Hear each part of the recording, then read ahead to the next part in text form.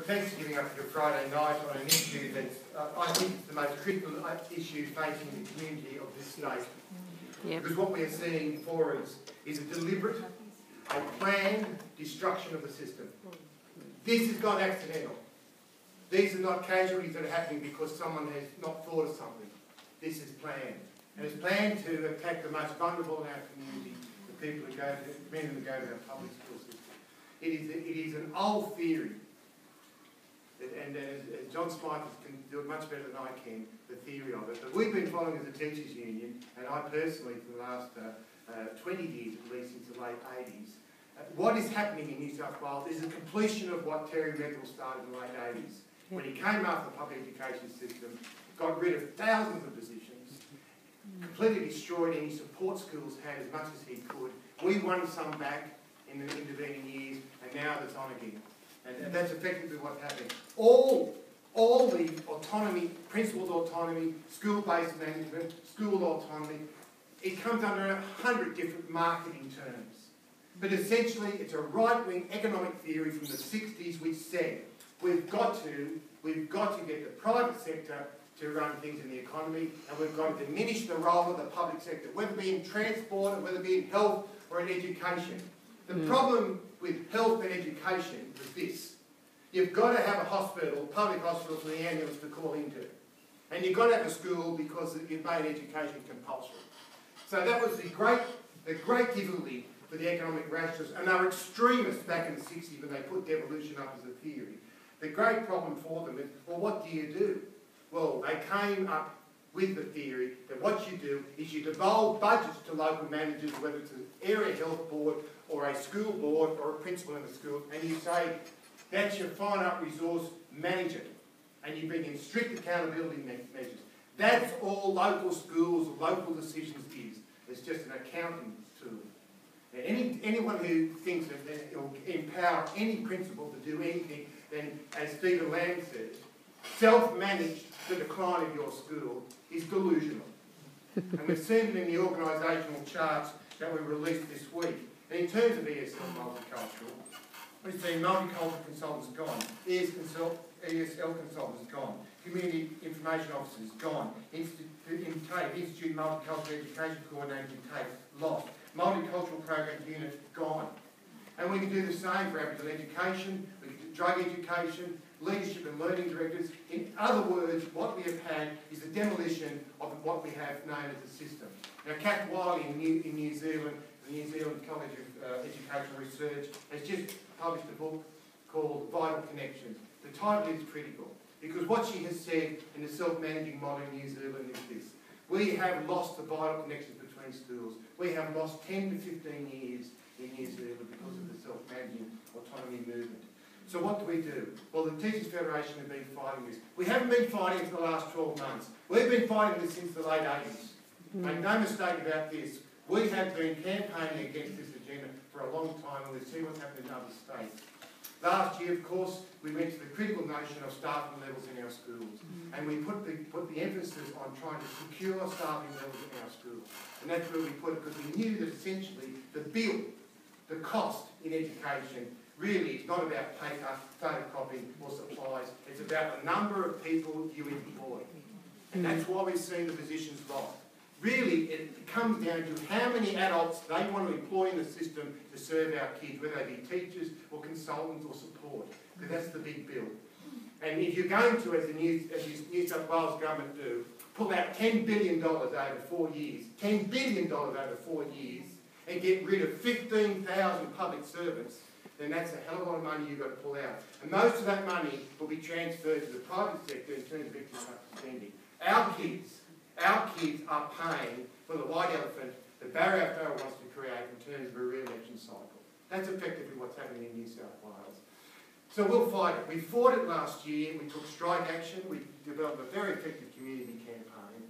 And we managed to secure something that no other state union has done, at least to my knowledge. We managed to secure a staffing agreement that at least gave us a protection around permanency and protection around classroom teacher positions. But what we did not secure, and this is where the issue is really going to come under, is, and goes to the question you asked earlier about ESL teachers. Everyone else in the school is vulnerable. Specialist teachers are vulnerable. Careers advisors, teacher librarians, ESL. We've seen it. We've got before the minister now are reviewing the counselling. Our counselling service, I believe, is at risk. We could be going to a clinic-based model in Victoria where essentially a principal says to a troubled teenager, here's the phone number for your parents to ring tonight, you need some psychiatric help. Ring up the local psychologist. Yes. We don't have a school-based. New South Wales is the last system that has a school-based teacher-qualified counselling service. They're at risk. We've got to fight that. And certainly ESL is one. When you effectively put everything into a bucket of money, if you imagine that bucket of money was a bucket of water, and you say to the community, yes, there's money in there for equity programs, there's a glass of water that goes into that. Yes, there's money for ESL, the glass of water goes in. My question is this, how do you know your glass of water's still there? And if you're going to be putting $10 billion out of the system and you create holes in the bucket, how do you know it's going to be maintained? Now, there's a resource allocation model that they're doing in schools, which is going to be effectively the budget. We've had a resource allocation model identical in the TAFE system. And what has happened in the TAFE system? In the beginning, when they introduced it in the TAFE system in New South Wales, the resource allocation model, it's even called that. What they did is they loaded it with all the equity money, they loaded with everything else in it, and they told the TAFE institute directors, they put them to the principal, you're on your own now, you've got all the money for maintenance, for everything. And they loaded it up. They loaded up because they want people to accept the concept. But what has happened since 2006, 1% was knocked off the RAM. The following year, another 1%. Then the following year, another 1%. The next year, another 1%. Another 1%. And in 2012, it got to 1.5%. In 2012-13, another 1.5%. Then they imposed a 4 years of 1.2 labour expense cap. Since 2006, the RAM model in TAFE has lost 9.2%. And that's why we are having now in our New South Wales public education system in TAFE the loss of 800 teacher jobs. You go to the TAFE College down the road, Ultimo, and there was teachers in December being pulled off exam supervision and told that their jobs have been deleted.